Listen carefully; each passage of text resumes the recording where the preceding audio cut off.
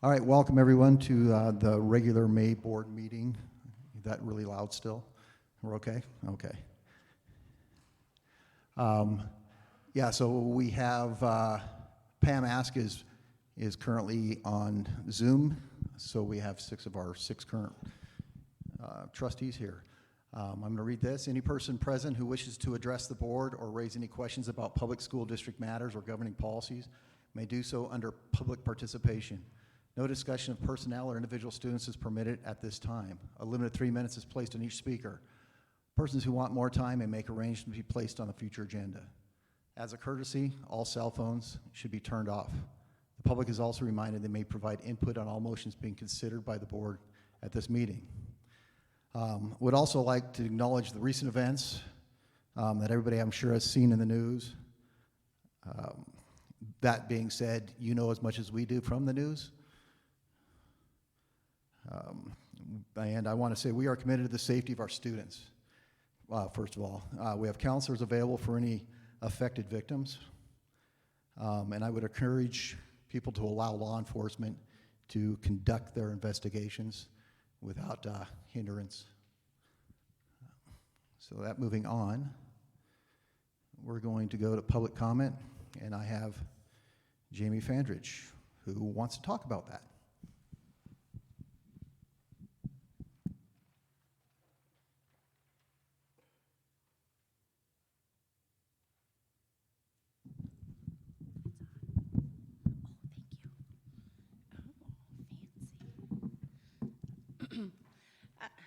Hi, my name is Jamie Fandridge, and I'm a mother of 4, 3 girls and 1 boy. I'm here to express my concerns in light of what had happened with a former Lockwood School Board trustee.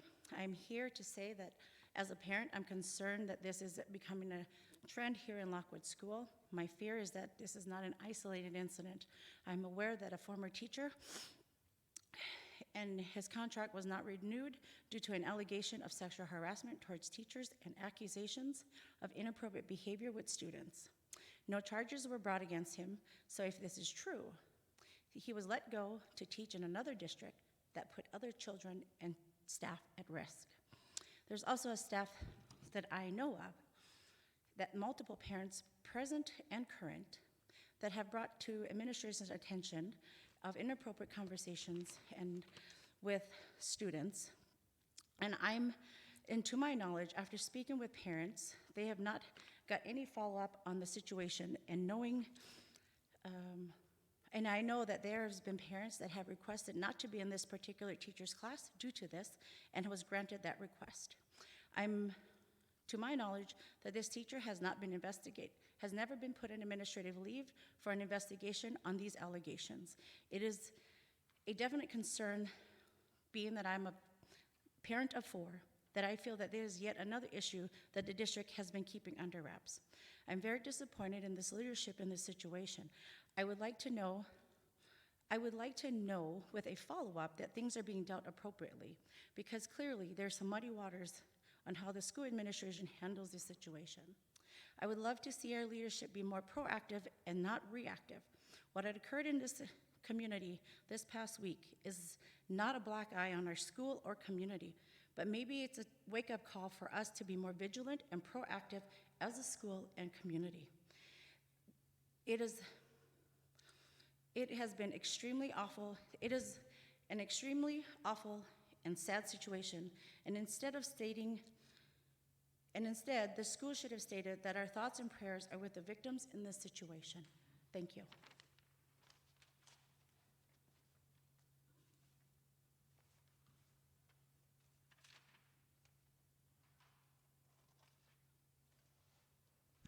All right, then we're going to move on to correspondence. What am I looking at? I don't think there's. What do we got? MQC information. It's Montana County Quality Educator. Sorry, I was thinking behind. That correspondence is for a group that sued the state for quality payments. And they still continue to be a viable entity that they're always asking us to join. And the other correspondence in the packet was about the clinic and somebody that would appreciate the clinic. So I'm going to move on. All right, we're going to move on to facilities report.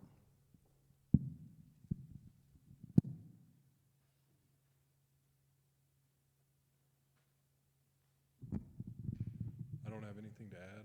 Are there any questions? Any questions from the board? All right, thanks, Mark. Thank And superintendent's report.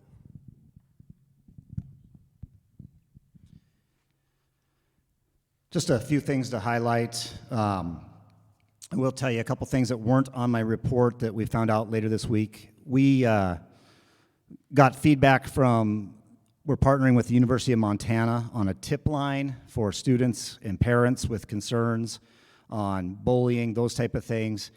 This is funded through a grant, goes through the U of M, and the nice thing about it is it's actually manned at all times. It doesn't go to a mailbox and sit and wait, and they'll reach out to us if there's any concerns on that. They're looking for grant funding to keep that going.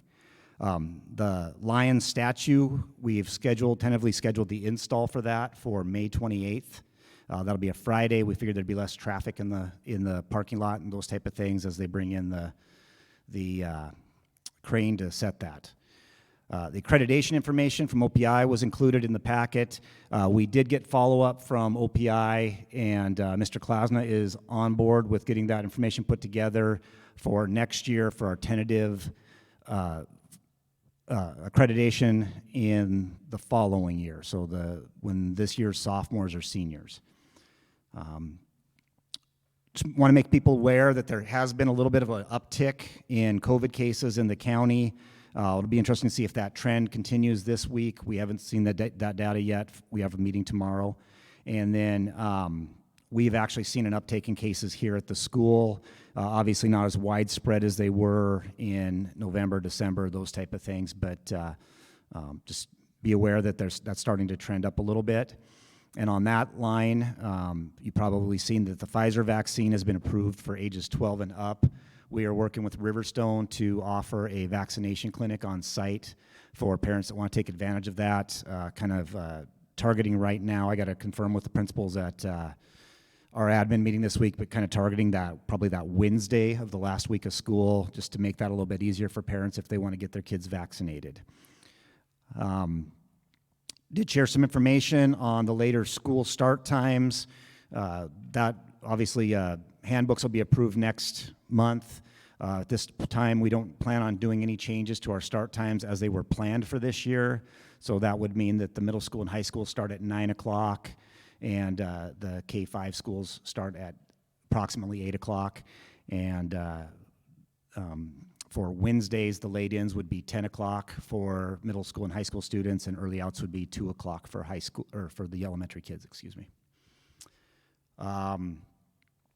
We had a visit from OPI, and Taylor Brown was involved in that. It was kind of fun to have Taylor involved based on all the work he did to make this high school a reality. You guys that know Taylor and have worked with Taylor know he's very passionate about blue corduroy jackets. And so they came in and we've gotten approved to start the 97th, I believe it was, FFA chapter in the state of Montana. And so that was fun to get to share that with Taylor.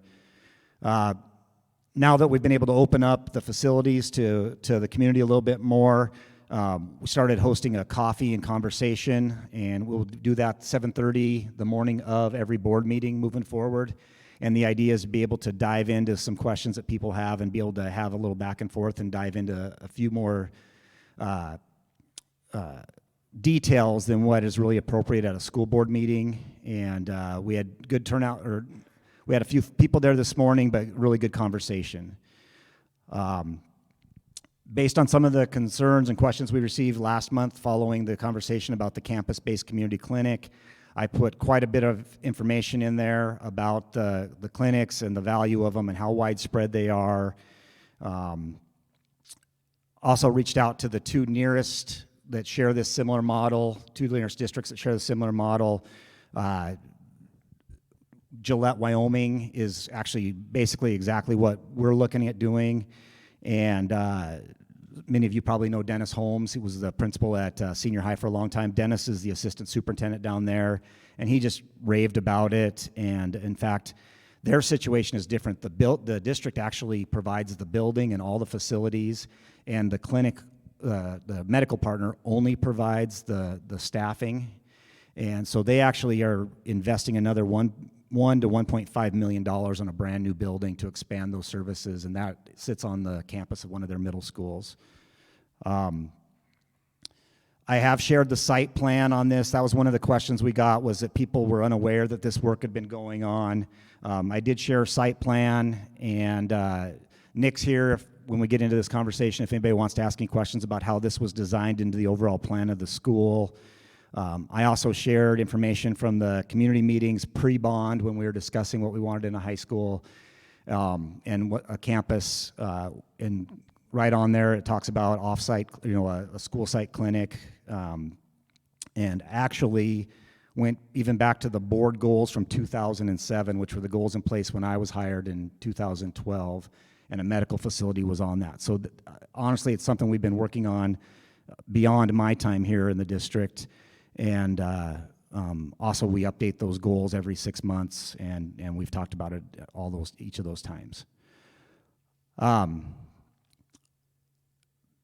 People in the audience might not understand this, but I can tell you that we can finally put to rest all the drama over Stonehaven. Our neighbors' claims to that easement, or complaints about that easement that we granted him, have all been dismissed. And we can move forward with any work we need to do on that road going forward without hearing about it from him. So I know that issue dates back to probably, I was going to say early 2000s, but so 20 plus years. I did get a subcontractor with MDT reach out to me about they're finally getting some work going on changing the speed limit and changing the times for the speed zones out here on Highway 87. They're going to try and do a speed test or a speed study before school is released this year. Got some good news from the federal government. They've extended the waiver on school meals, so we'll be able to provide flexibility in how we provide meals this year. Instead of the kids having to actually be here, a parent can come in and pick up 3 or 4 meals if they have 3 or 4 kids at home. And those meals will continue to be free through next school year. Gordon and I had a great visit with Chancellor Hickswa from MSUB, and I think that we're going to be able to really move forward with her. She's very gung-ho about partnering with us. We've already talked about trying to get some things going in, like some adult ed classes and CTE-specific stuff. She said that's sometimes a little more doable than the academic classes. And partnering with our kids, being able to go up there to MSUB campus and to the City College campus. A trustee had shared, there was a question last month about the value of the MTSBA membership, and so I shared an infographic with them. Just on an aside, when we deal with situations like we've unfortunately been dealing with this week, they've been invaluable for me to have somebody to reach out, and not just legal advice, but our insurance is through them, and I had a gentleman today that does crisis management, and that's all he does is works with crisis management with schools. And so it was good to have a conversation with him and be able to share with some of the things that we're dealing with right now, and get his advice on that. And again, he reached out to me rather than me having to reach out to him, and so there's a lot of value there. It's not just trustee trainings. I've heard there's been some concern brought up about this with trustees about busing to School District 2 this upcoming year. We have a survey out right now, and I've got all the numbers if we want to go through them as to how many students need busing next year. We have an obligation to the students that will be seniors next year for busing, and so we're working on trying to find an economical way to do that for our taxpayers. Each time we run a bus for that year, it costs us $50,000. And right now we have fewer than 20 students that are riding 2 buses to the 2 high schools. So we've reached out to parents as far as a survey as what they need for transportation. We have several parents that have agreed to individual transportation contracts where they transport the students and we reimburse them for that. We're trying to work with School District 2 The Morin bus comes through our district and goes to senior high to see if there's some things on that we can do. But we're really talking about a small handful of kids, and we're trying to find ways to make that work. If we continue to provide 2 buses, 2 billings to the 2 different high schools, you're looking at probably, anywhere between $5,000 and $10,000 per student to transport them for 1 year. So we're actively working on that and trying to find a solution that works for all families. And I think that's the last of what I wanted to highlight. We have had a couple of resignations, teachers moving on to other opportunities. One of our teachers just got a principal job, and so we're pretty happy for him. We hate to lose him, but we're happy for him and wish him the best with his career as he moves forward in that. And then just wanted to highlight all the work that was done for Teacher Appreciation Week last week. Obviously this has been a ultra challenging year for all of our teachers and all of our parents as well. But we really wanted to make sure that teachers understood that they're appreciated, especially with the craziness we dealt with this year. So, any questions from any trustees on any of those items? Thanks. All right, thank you. And Mrs. Fox.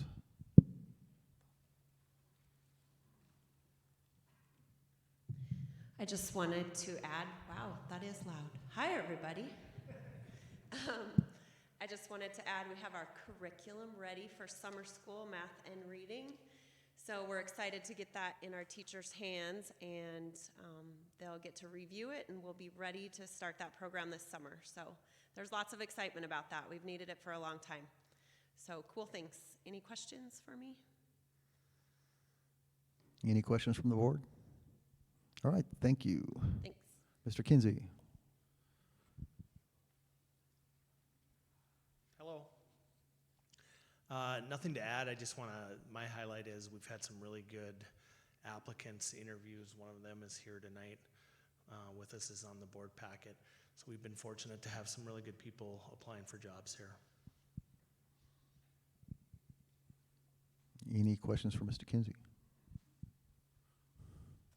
He gets these young kids and he sends them off to be principals other places, so.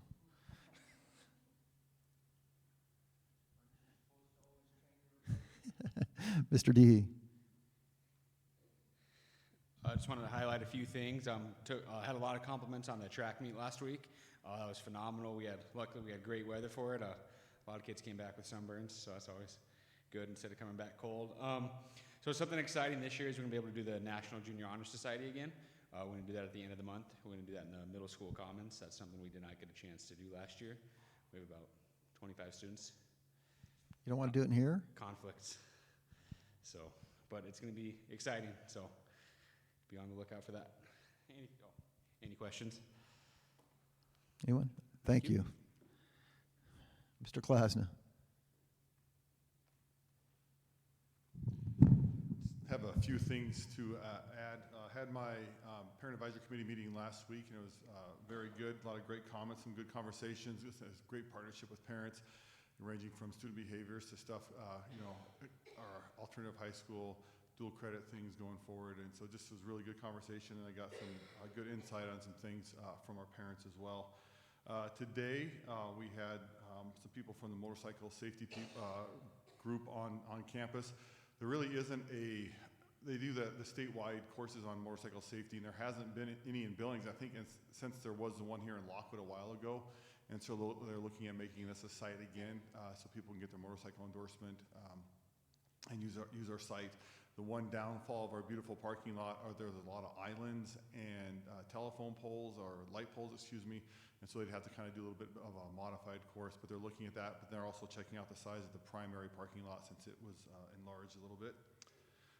Melissa in the activities area is working on getting free physicals for our students for high school and middle school the end of the month, beginning of June. So she's working on a process for that to save money for our community members. Because any physicals after May 1st are good for the following school year. And so those kids that get their physicals now in May will be able to use those for next school year. So that'll be a good benefit for our kids. And then also initially, I thought we would have just dual credit class in math. We may possibly be able to add in a couple more dual credit classes. We're just waiting on some clarification from, I think it's Western Montana. Mrs. Koss is wrapping up her master's in FCS, and she'll be able to possibly offer some dual credit classes also in that area for our students as well. So we may be able to have a couple more classes there so our students can earn college credit as well. One thing with that is the first 2 are free. Then after that, the students will have to pay for those. And I can't remember the exact cost, but it isn't quite as expensive as being on campus. So that'll be a good benefit for us there.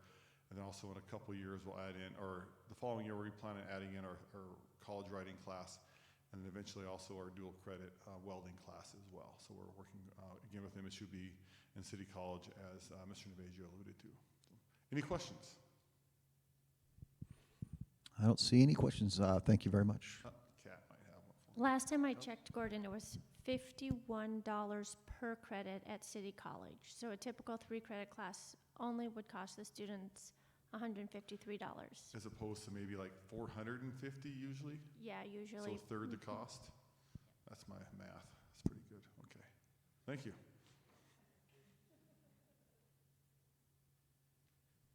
All right, and then Mr. Erickson's report is in there, but he is not here, but Tobin has any questions, if the board has any questions. None? Yeah, there's been many a track meet. It's been very busy campus with a lot of kids running around. And I do want to say, I came over for the middle school track meet, which was during a school day. I came over at noon. I had to park all the way on the 3rd row. So there was a couple dozen parking spots farther, but parking was not that bad. If you see cars parked around, it's because they don't want to have to walk from the 5th row, is what it comes down to. All right, we're going to move on to trustee reports and upcoming MTSBA trainings and the annual meeting on June 10th, which this is all Zoom or remote. We are going to do a board training next month before the meeting. Oh, probably in July, as soon as we do it. So there are trainings in there. I recommend board members go ahead and sign up and do those. It looks like they're going to do them and record them so you can watch them later. The annual meeting is on the 10th. I already signed up. None of these they're all free of charge right now. So I already signed up for the annual meeting. It starts at 10 o'clock on the 10th, which is a Thursday, and goes most of the day. So it's another one of those exciting Zoom meetings. All right, we're going to move on to the first consent agenda.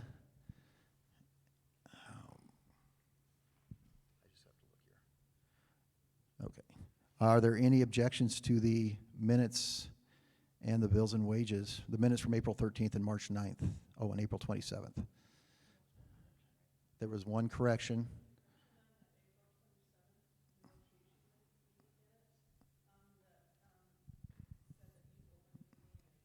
Yeah. So that's the only correction. Are there any objections to those items? Hearing none, those will pass. And then election results.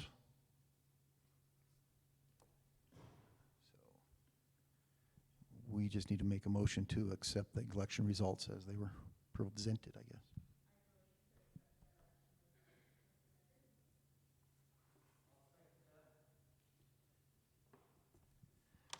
And we have a motion from Sylvia and a second from Buddy to accept the election results as presented. Are there any questions from the audience on that? Any questions or comments from the board? All in favor, say aye. Aye. And those opposed? And that will pass. And welcome aboard, Lacey. We will now bring Lacey up, and then Lori will swear in all 4 candidates.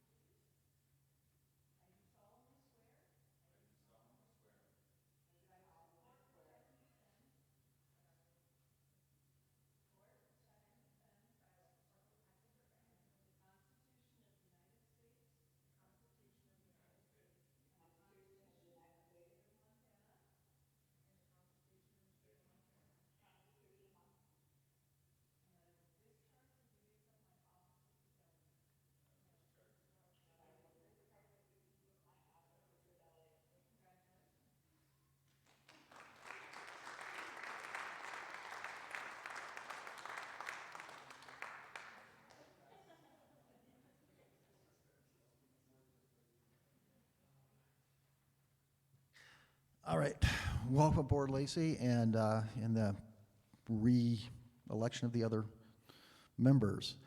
So now we will go on to the election of officers, and we will start with,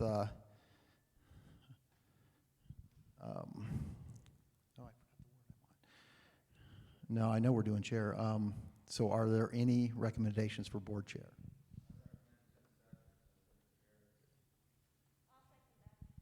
No, you don't second. Are there any recommendations for board chair?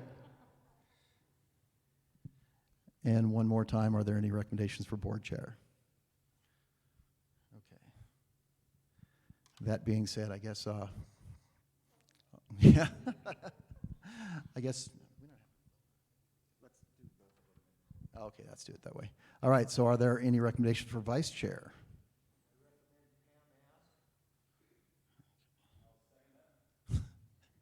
Are there recommendations for vice chair?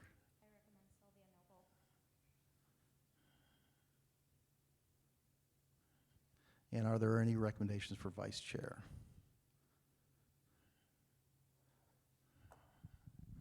Okay, so that makes that. We're going to split that anyway. So I don't have to vote on mine. I don't believe. Okay. So we will just go ahead and vote for chair then, and then we'll split the other one up. All in favor of Tim Sather as the board chair, say aye. Aye. I can't vote for myself. And those opposed? And that passes, okay. So the next one is, we're going to have to do a split vote. All in favor of man, want to do hands or eyes? This is going to be weird. Yeah, there's Pam and Sylvia. So we usually don't get two people. So I think we'll vote all in favor of one and all in favor of the other. You want to show of hands, Lori? Is that easier? That's what I was concerned about. So I'm going to go all in favor of Pam. Okay. What's that? Okay. Pam is voting for herself. This is a weird situation. It always is. Okay. And then all in favor of Sylvia. Okay. There we go. Does that work for you, Lori? Did you get that? This is the weirdest thing of the year, to be honest with you. All right, now we'll move on to the easier things.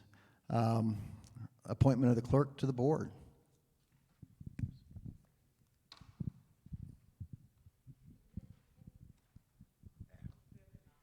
I recommend Lori Kwame.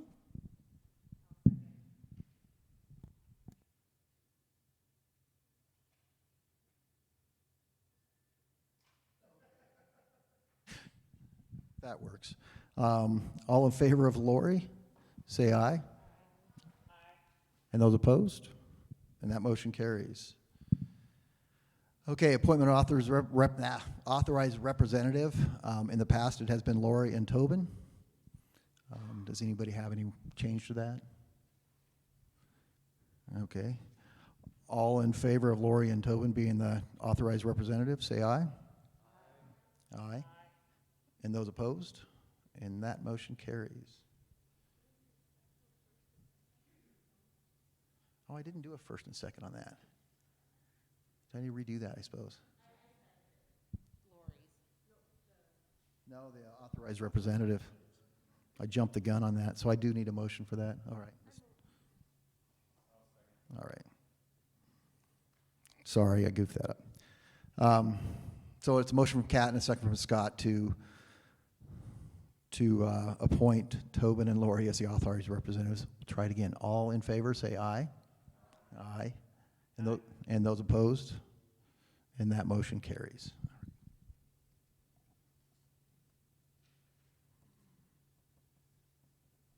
All right, now we'll move on to the second consent agenda. Come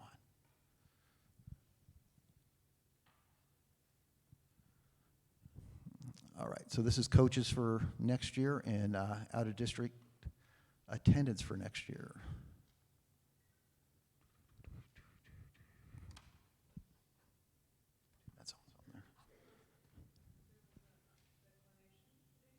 Yeah, that's what I was gonna ask, is we got an email to add, assistant cheer coach.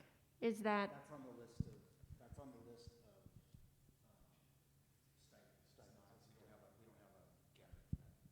Oh, okay. Yeah, it's not a person, it's a position, not a person. All right, does that make sense? Or,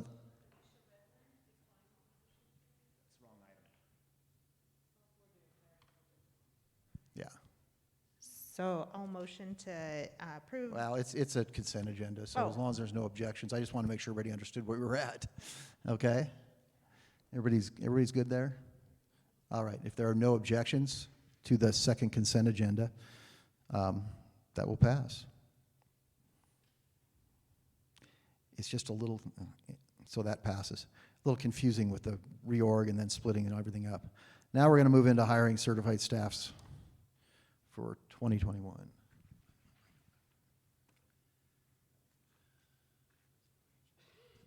Mr. Kinsey, did you want to come up and introduce your teacher that's here?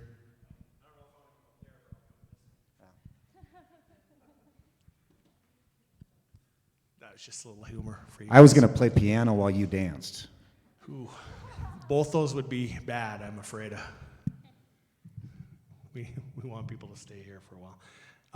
I have one tonight. Danielle Kraus is one of those ladies that we talked about before. Very fortunate to get Danielle from Park City. She is going to be teaching 4th grade. She'll take Mr. Barber's spot.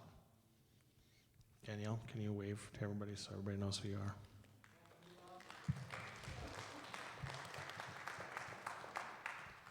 Any other of our new staff here, principals? Okay.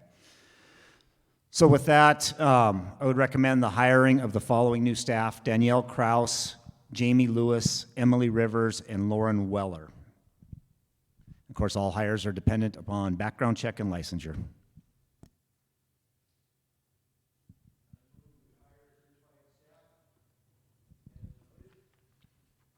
So you guys have to share that microphone down there. So on the original list, we did have one person that was on there originally that informed us today they were declining the position, so. So there's still the 5 of them, 4 of them. Yeah. Okay. I move we hire the certified staff as listed. No, she needs a mic down there. I'm not sharing. I'll second that. All right, so it's a motion from Buddy and a second from Kat to hire the certified staff as presented, and it is 4 people. That's what's on my list. Are there any questions from the audience? Any questions from the board? All in favor, say aye. Aye. And those opposed? And that motion carries. All right, the stipend is where the extra additional cheer coach was at. Yeah, so right now we're just approving a list for budgeting purposes of coaching and advisor positions. We do have the additional stipend for the assistant cheer coach on there, and I know Mike and I talked about putting in a couple of extra stipends so that we budget for the worst case scenario in case we get one of those situations where we all of a sudden have 20 more kids out for a certain sport than we expected. So like with track, there's no cuts or anything like that. So you could end up having 40 kids on a track team, or you could end up having 80 kids on a track team. And so I always like to keep an extra stipend in the back pocket in the budget in case we need it for those type of sports.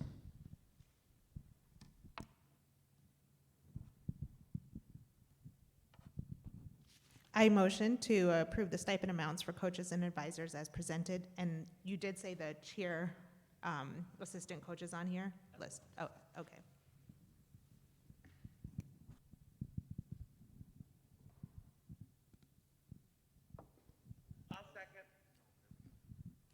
All right, it's a motion from Sylvie and a second from Pam to approve the stipend amounts for the coaches and advisors. And there was one error on there. The Hope Squad is listed as middle school and high school. That should be elementary and secondary. I didn't have the ability to change that PDF that Mike sent me. So just clarifying, it'd be elementary and secondary.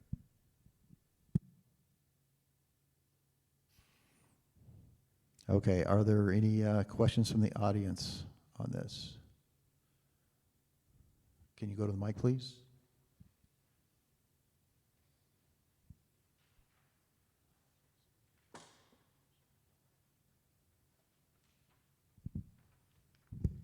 I was just wanting clarification on what the comm education one is on the last page, the $6,000 one. That's our community education director.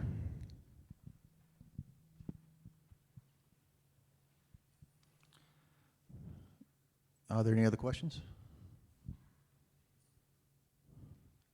And are there any questions or comments from the board?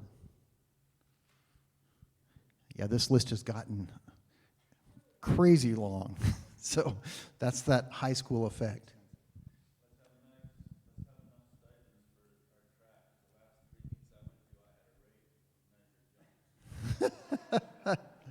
That's a volunteer position. And you have to be highly qualified.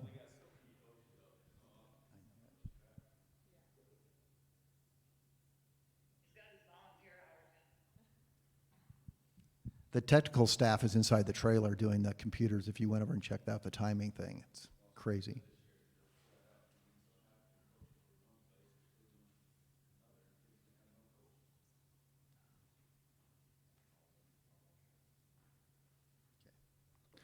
All right, hearing no questions or other comments from the board, all in favor of the stipends as presented, say aye. Aye. Aye. And those opposed? And that motion carries. And then approve transportation associate activities position job description. So Melissa Kittleman has done an amazing job this year, taking over the main load of the transportation. And she also works hand in hand with Mike. And we've run into some situations where, like when we've hosted events and stuff, it's become an issue in terms of her hours with those two positions. And so I'm asking that we go ahead and move her into a salaried position. She qualifies as an administrative employee as far as the decision-making that she has to do is with working with the bus driver, setting the bus schedules, working with parents, and then also overseeing the some of the facilities or the activity stuff. We previously had a $4,500 stipend for doing the concessions, and it made sense to have her take that position, and that involves the ordering, the training of anybody that's going to use the concessions. You have to have serve-safe training and those type of things. And so because she's at a lot of those activities already, it makes sense for her to be there and help oversee the concessions. She's the one go ahead and counting the money most of the time and those type of things. So my ask, this is not costing the district any more money. My ask is that we give her her hourly rate at the full time plus the $4,500 stipend for her salary next year. And that just gives us a little bit more flexibility with hours from week to week with her doing that position.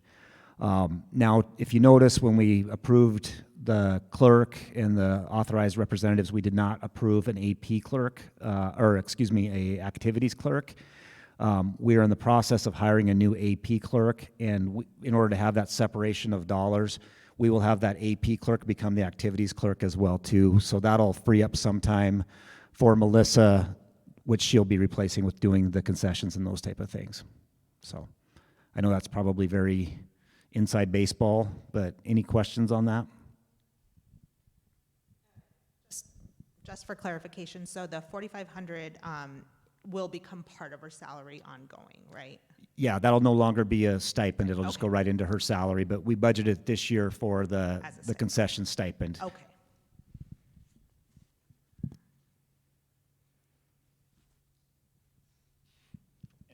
I would tell you, we made almost $4,500 on Thursday and Friday at the two track meets for concessions.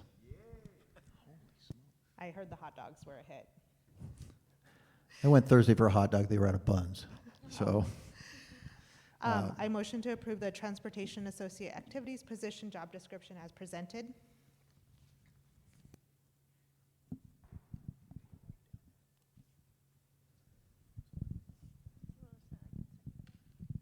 I'll second that.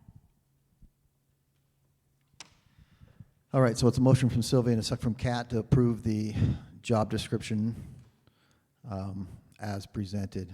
Is there any questions from the audience? Are there any questions or comments from the board? I have one more, sorry. Tobin, when you guys figured out the hourly rate, did you guys take a look back and see if, like, she had a lot of overtime or anything and kind of consider that, or were we just going straight off the hourly rate? Straight 40 hours. Okay. So, and I have one question. So we talked about then hiring a replacement for some other duties. Is that going to be a full-time position that we're looking towards, or is that a part-time position that we're looking towards?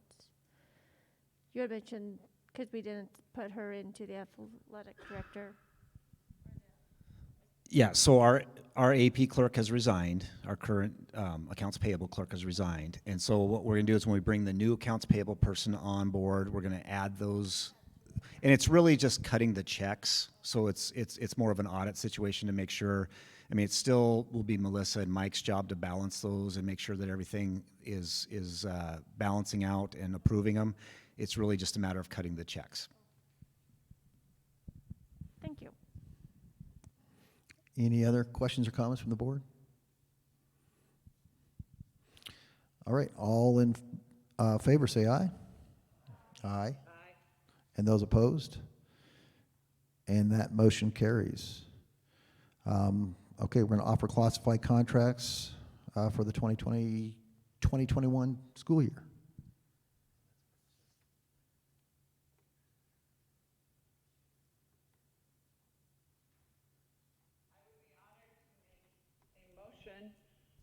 To offer classified contracts for the 2021 school year to the list of employees. All right, so it's a motion from Pam and a second from Sylvia to offer contracts to the certified, or the classified contracts to the 2020-2021 for the, oh my gosh. The 2020 thing is killing me. It's a motion from Pam, second from Sylvia, to offer classified contracts for the 2020-2021 school year. Yeah, it is. Yeah, it's written on here wrong. That's why I'm having a hard time. It is 21-22. That's what you have. What do you have in your minutes over there, Laura? You have 21-22, right? You have 21-22, yeah. All right. Yep, it was. Amend my motion. Yeah, I'm reading the paper as it is. All right, any questions on that from the audience? Any questions or comments from the board? All right, hearing none. All in favor, say aye. Aye. Aye. And those opposed? And that motion carries. All right, approve the agreement with the teachers union. Again, I just want to thank the people that spent, I don't know how many hours and 10 plus, I'm not sure how many meetings. I lost track. I know I missed at least one. And then there were committee meetings on top of that. So thank you all for the work you did on that. I know there was a lot of time spent online and passing things around and getting wording right and decisions made. And it felt like we were going great, and then it felt like we were done and we're gonna have to start over. So it was kind of an up and down, but I think in the end it worked out pretty well.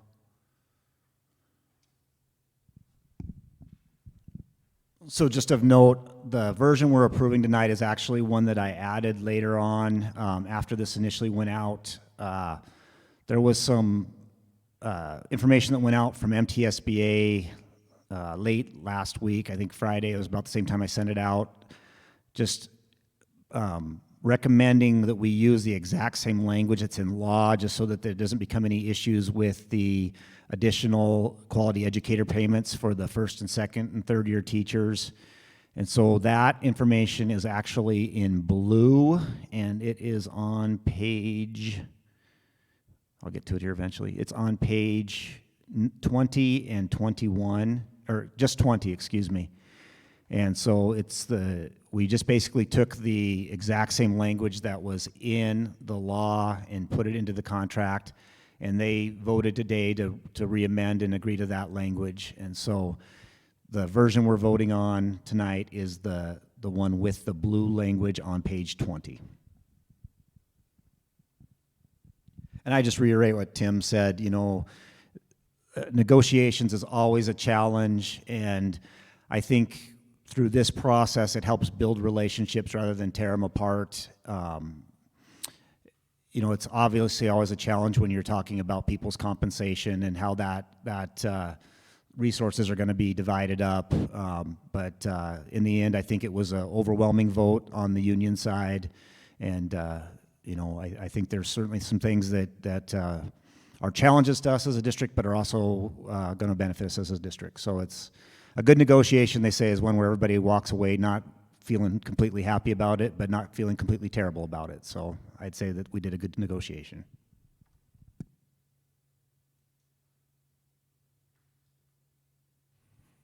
All right, that being said, I'll entertain a motion. Move to approve the contract.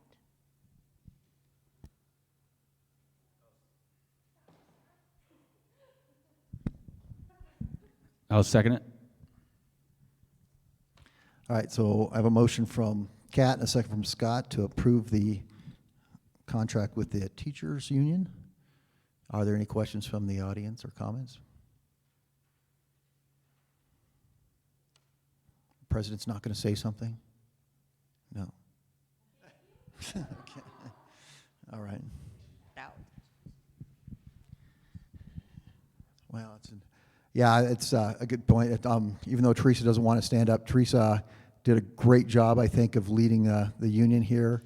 There was definitely ups and downs, and I'm sure she felt more than the normal amount of pressure during negotiations, I believe. I'm just guessing because I don't know what you guys have over there. So, but again, thank you very much for your leadership and the help you had. I know you had a lot of extra help this year, so thank you very much.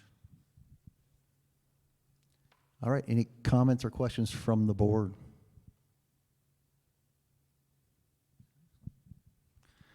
All right, all in favor say aye. Aye. Aye. And those opposed? And that motion carries. Again, thank you all. Appreciate that.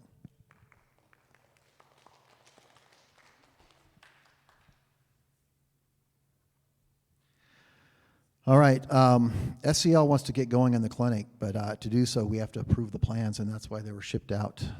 200 pages of it? I don't remember.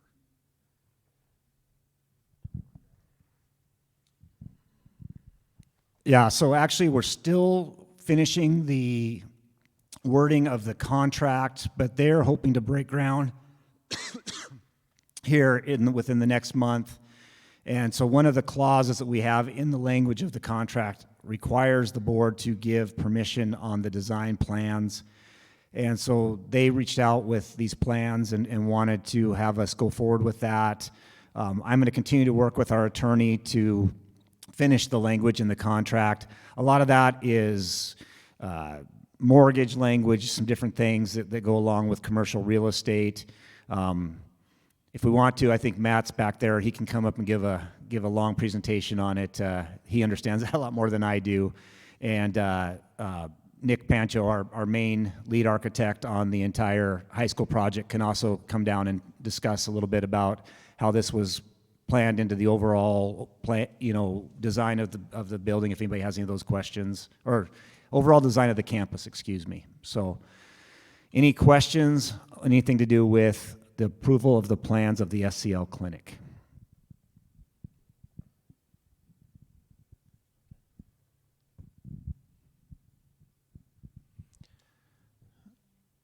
So at this time, I'll entertain a motion to approve the plans. Again, I want to reiterate, this is not the contract. We'll probably end up doing a special meeting for the contract, I think, but we'll see what that's a lawyer thing. Okay. I motion to approve the design of the SCL clinic as presented. I'll second that.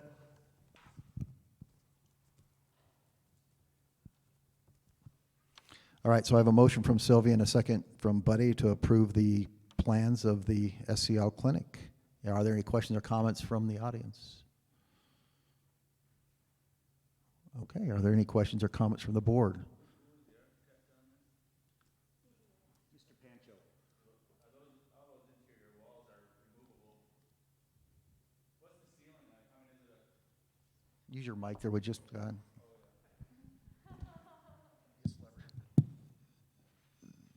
those, all the interior room walls and so forth, that's all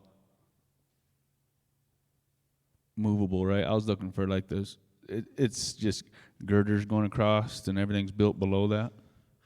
Yeah, so in general, this building is designed like a typical shell and core retail building, like you would see in much of Shiloh Crossing. Yeah. So the shell and the interiors are separate drawing packages at this point in time. The column layout that supports the roof, there are some interior columns. Those columns are coordinated specifically around this present use that it's clinic related. Okay, that's what I just wanted to confirm that for future use of the building, you know what I mean? 30 years from now or whatever, So- you wanted to remove all the walls and, Yeah, like any shell building like this, should there be a different tenant in the future, those interior walls would come out. None of those walls are structural, just that column grid, and then a new tenant would come in. There is, of course, under slab plumbing, those kinds of things that are that serve this present use that would need to be remediated should there be a future use in the building. sure. Okay, thanks. Nick, I have a quick question too. Are you concerned at all, and I know we aren't at the place where we're going to start building anything yet, but are you concerned at all with like lumber or like us starting something and then having to stop for a little while?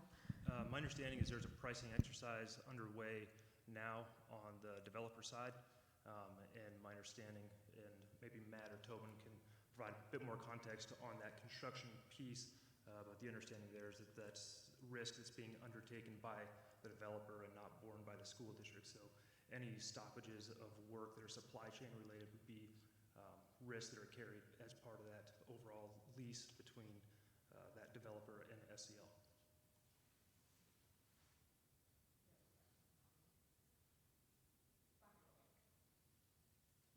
you're gonna have to come up to the microphone, please. No, you gotta come up to the microphone, please.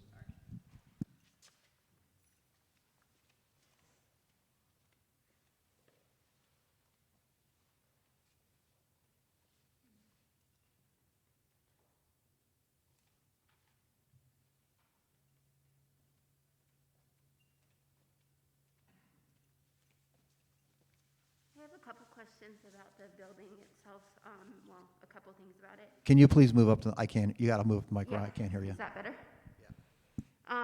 First of all, I was wondering, like, with the actual building, has any, like, is there anything about, like, I worry about with, like, x-rays and if they're going to have an MRI or a CT, are those buildings, with the shell building, are the walls, like, have they looked at, like, I know in hospitals, they build walls to a certain thing to make sure that the radiation is not exposing a certain thing. So to me, I worry about that on a campus full of kids. How much radiation are they going to get exposed to? If the building can talk to that. And then the other thing is has a traffic study been done to look at the traffic flow of a walk-in clinic, primary care provider, and to see how many go in and then if it's going to come in out and cause problems? Would be my two questions with the building.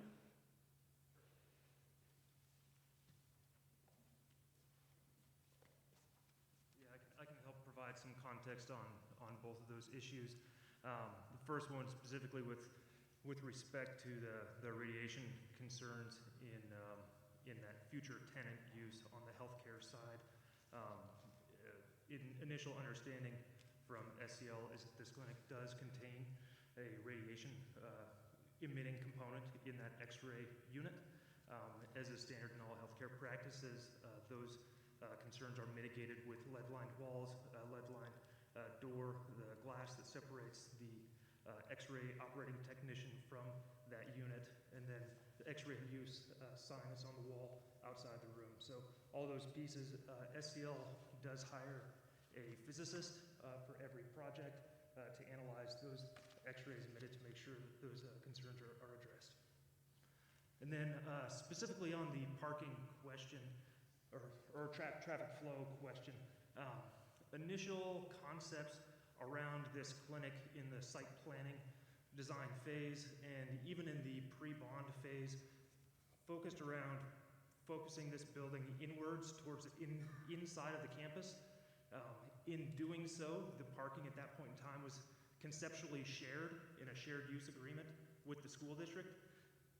In bringing this forward to potential developers, those developers felt that this facility would be much more successful if that building were rotated such that it had some exposure back to the highway, and then also that the parking would be completely separate from the school district parking, such that the code required parking from the city standpoint, which is one parking space per 222 square feet of building, is contained wholly within that site.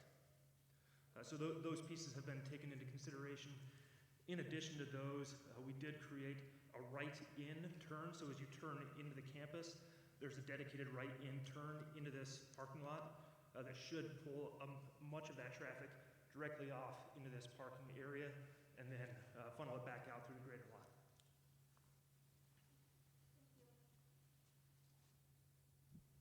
All right, are there any other questions while we got him up there?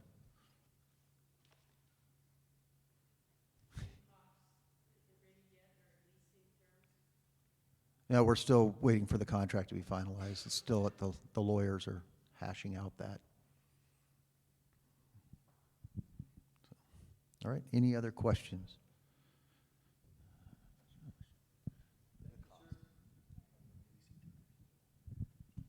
I can give you some rough numbers, Evelyn. It's going to be right around $20,000 a year to start with, I believe, a 1%, or is it a 1% increase, Matt, per year? 1.5%. So there'll be a built-in inflationary portion to that as well. Yeah. Yeah.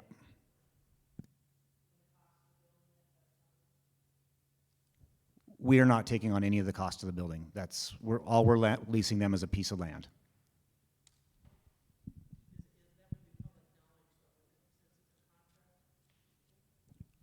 What's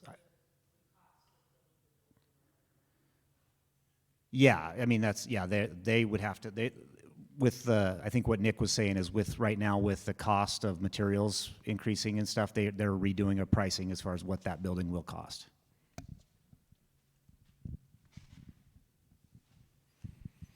All right. So any other questions or comments from the board then? All right. We're going to go ahead and, so I have a motion from Sylvia and a second from Buddy to approve the design plans of the SCL clinic. All in favor, say aye. Aye. And those opposed? And that motion carries. All right, we're going to move on to policy 3141, which is out-of-district students. Had just a couple changes, second reading.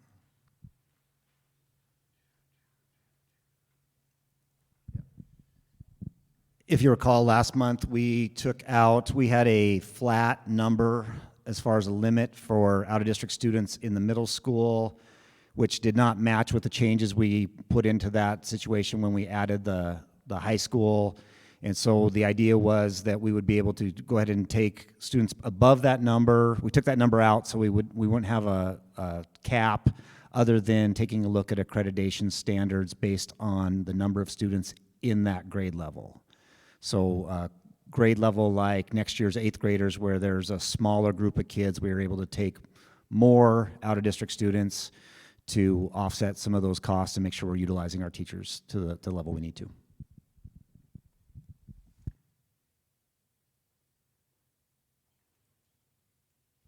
So I will entertain a motion to approve the policy 3141P on second reading. So moved. All right, motion from Pam. I'll second it.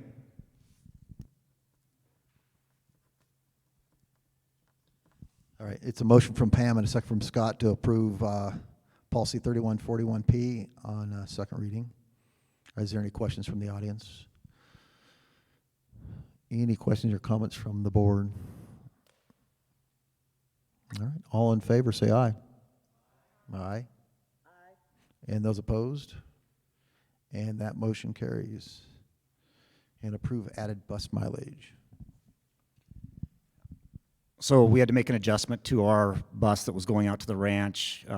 Melissa was able to only make the change in the morning and incorporate the afternoon stop in. And so we added 4 additional miles to that route. And so I'm requesting that the board approve that. We have to have board approval of all these changes for the county reimbursements.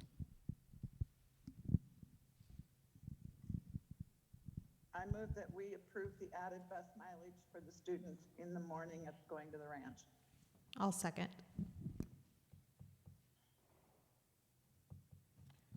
So I have a motion from Pam and a second from Sylvia to approve the added bus mileage. Is there any questions or comments from the audience? All right, any questions or comments from the board? All right, all in favor say aye. Aye. And those opposed? And that motion is approved. And then set rates for summer school staff, which there's a lot. So obviously this year with the resources we have available and all the different concerns that we've dealt with academically over the last 14 months, we are going to offer a pretty robust summer school program. We have a total of 8 weeks planned, 4 days a week, and some kids will come half day, some kids may stay for the full day. Sometimes in the past we've gone through and paid people their day rate for this non-contracted time or broken that day rate down to hourly time.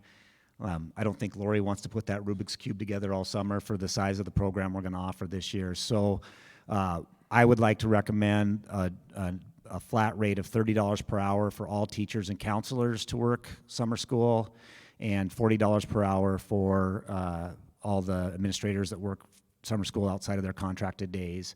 The teacher rate was based off of roughly an 8th year teacher, and the principal rate is based off of the base administrative pay.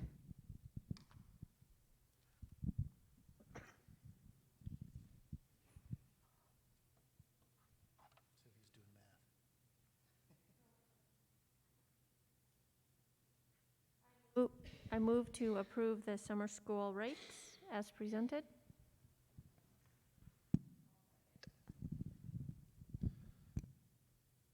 So it's a motion from Kat and a second from Sylvia to approve the summer school rates as presented. Are there any questions from the audience?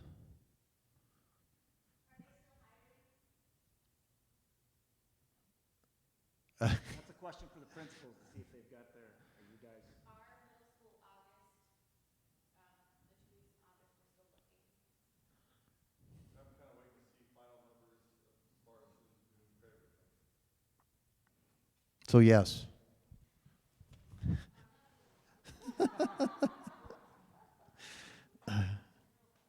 All right, any other questions? I have a question. Who would be your certified administrators? Just the principals? Yeah. Is it just you guys right here? Yeah. Or there's more? Okay. There's the new principal too from Glendive.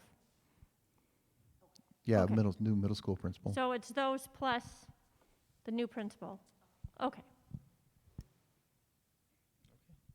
Any other questions? Any questions or comments from the board? All right, all in favor, say aye. Aye. And those opposed? And that motion carries. All right, finalizing superintendent contract. Pam, are you okay if I take the lead? Okay, I'm assuming yes. So you guys have a copy of the draft contract. There are a couple of things in here that I wanted to point out, some changes or additions that were added, and I thought I could just kind of talk you through them. Most of it, like I said, is exactly like before, except for the dates changed. As far as the wage recommendation, there is the compensation amount reflects a 3.5% increase to the salary. Section 10, there is, let me see, maybe we should have highlighted this, Tobin. Okay, so the last sentence, in accordance with MCA, unless the trustees by resolution passed by a majority vote of the board's membership resolve to terminate the services of the superintendent at the expiration of this current contract no later than February 1st, this contract will be considered renewed for the term of 1 additional year. So what this does is it really holds the board accountable to the timeliness of renewing the contract, reviewing it and renewing it.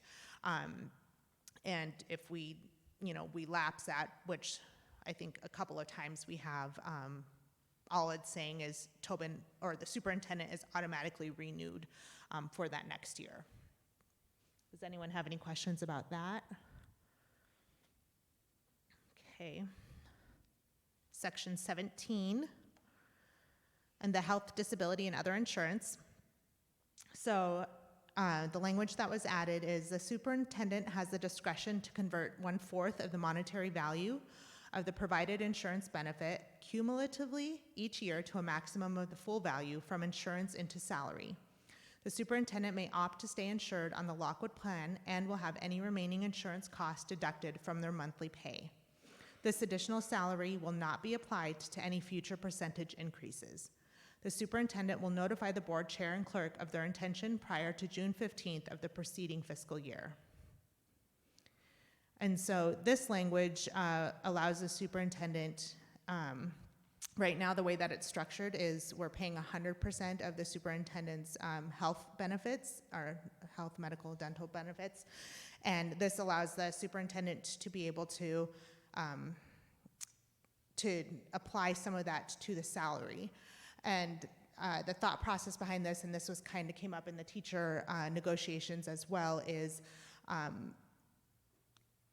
come retirement, that salary is actually what impacts the retirement amount, and so this allows the superintendent to be able to start kind of building that. It's pretty much a wash as far as cost goes. There is an added increase to our employer taxes because the money is going to salary now instead of medical. There's going to be added cost as far as tax goes, but I think it was, and Pam, correct me if I'm wrong, but I think it was about $1,200. That's correct. Okay, and so, yeah. Oh yes. So taxes and then teacher and Social Security, Medicare, teacher retirement. That's what it is. And again, it gives him that flexibility to be able to put that in, and also, if I'm understanding correctly, if he decides he wants to just go back to having the district pay for it entirely, he can do that. What this does not do, even though it is part of his compensation, this is not going to be considered part of the salary portion of his compensation package. And so when recommendations are made for the salary increases, it's not going to be considered as part of the salary increase recommendation. So with it on top of it, so this year we gave him a 3.5%. If we add, if he decides this year to do insurance or pay 1/4 of the insurance, we aren't going to consider that portion as part of the part that he's not paying as part of his salary. It's just by itself. Does that make sense? Does that make sense to you, buddy? Okay. So it's a little funny, but Pam and I sat down and kind of did all of the numbers, and really it allows us to maintain a competitive advantage as far as salary goes. We still aren't quite where we'd like to be as superintendent for a school district this size, but it allows us to maintain the competitive edge, and then hopefully if anyone tries to talk to Tobin, he's like, don't talk to me. They're taking care of me. So yeah, that was the change on 17. And then the last change was on section 22. And again, this is more for the accountability of the board. This language initially talks about dismissing the superintendent during the term of the contract for good cause, and so the language originally was just around good cause dismissal. What was added was, if terminated without cause, the superintendent is entitled to the remaining monetary value of this contract, including salary, benefits, payout of accrued leave, and yearly leave, as stipulated in section 12, 13, and 14 of this contract. So the district will pay out the yearly amount due on July 1st of each remaining year on the contract. And again, that just creates some accountability on the board. We can't go willy-nilly unless there's good cause. It requires us to have our due diligence when making decisions whether to terminate someone or not. And that's terming the contract, not renewing, but it really is, will require us to have good cause if we're going to do that. Any questions? I have one question. Yes. And it was when you were talking about the health insurance and that additional cost for FICA and for the employee benefits, and you said it was $1,200. Is that that's for him, that's for just paying 25% of the health insurance, and that's for taxes as it currently stands? Is that correct? That's with the, that's reflected on the 3.5% increase, so on the proposed amount, that 1,200. Does that make sense? Or am I not answering your question? Okay, so, but that cost of the district is additional to the 3.5% raise, right? Yes, yes. Okay. And these are the costs we haven't been paying, and that's Right. the teacher's retirement, Social Security, and Medicare, which is a payment we have to pay for any employee compensation. So, but the more that we pay the salary, then the more we pay into that. Yeah, it's incremental. I mean, it's not like it would be a big jump. Right. Unless the salary was a huge jump, a 3.5% increase isn't. Okay. If we did like a 13% increase, then we would see a much higher jump. Okay. Any other questions? Lacey? No? Okay. Well, since I worked on this, I'll motion to finalize the superintendent contract language as presented. Oh, yes. No, we're going to go ahead and do the motion, then we'll come back. Okay. Sorry, Katie. I'll second. So we have a motion from Sylvia and a second from Pam to finalize the superintendent's contract as presented. And somebody had a question. I just caught it the corner. Who was that? What is what? The base salary that we're proposing, or what he's making right now? Without the 3.5%, he's 114, 114.6. And right now, just market reference, it's about 125. Are there any questions? I'm Katie Unrein, and I don't know when the right time is to say this or how to address it, but Tobin DeVagio, I appreciate you covering or replacing the scoreboard signs. Thank you. Any other questions or comments on this subject? Okay. Any questions or comments from the board members? Changing the scoreboard. Oh. We'll talk about it. I'm sorry. Is there any questions or comments on this from the board? Yep.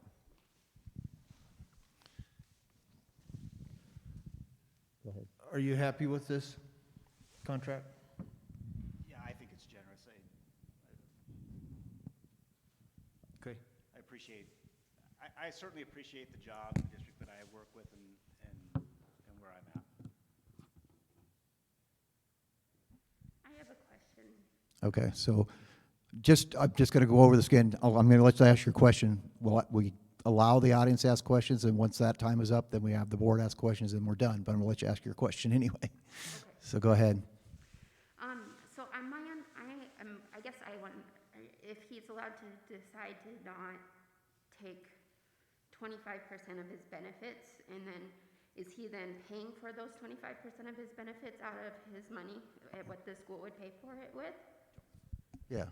So then could he choose then basically to not take benefits, and if he's covered under, if any superintendent was covered under a spouse or someone else, then would they be able to take no benefits? Okay, and has that been in the past something they could do, or is it just been written that you paid for all of it and that was part of their job? And Lori or Tobin, you can jump in, but obviously having people enrolled in our school benefits, it's a benefit to have that, and then we also don't want to create a market where we're forcing people into them either. And so I think that's just a philosophy, period, that we aren't trying to force people to take benefits, but hopefully they're competitive enough that people want to keep them or take them. So I propose this language to the board, and what it really is it's a way to, without costing the district any additional funds or anything significant, I should say, it's a way for me to increase my salary that is used to factor my eventual retirement. So in Montana, the retirement system is built off of your 3 highest years of salary. And so by being able to transition some of what my overall benefit package is, and it's similar to what we did with the teachers, by shifting some of the benefits into salary, it helps set me up better for my eventual retirement. And so I appreciate the board being flexible with that. At this point, I don't have any intent to not stay on the school's insurance. I'm gonna be paying my side of the retirement on it and my side of the taxes on it as well, too. Otherwise, you're just basically doing it so that you can get a higher retirement. Yes, it's trying to build my salary that goes towards my retirement, yes. Okay. Thanks. All right, that was actually good. Public should understand that's pretty much just a wash for the school district, and I'm really in favor of allowing Mr. Tobin so that he's secure in his retirement years. Okay, any other questions or comments from the board? All right. All in favor of the contract as presented, say aye. Aye. Aye. And those opposed? And I want to thank Sylvia and Pam, who definitely have more expertise on this subject than others of us, because it's what they do. So thank you very much. Thank you to the trustees, I appreciate that. All right, and then before we adjourn, I just want to remind the trustees, I need you to stick around because Lori has paperwork that everyone has to sign. So that being said, I need another motion. To adjourn the meeting. Okay, we have a motion from Buddy, or a motion from Kat and a second from Buddy to adjourn. All in favor, say aye. Aye. And those opposed? And we are adjourned. Thank you all.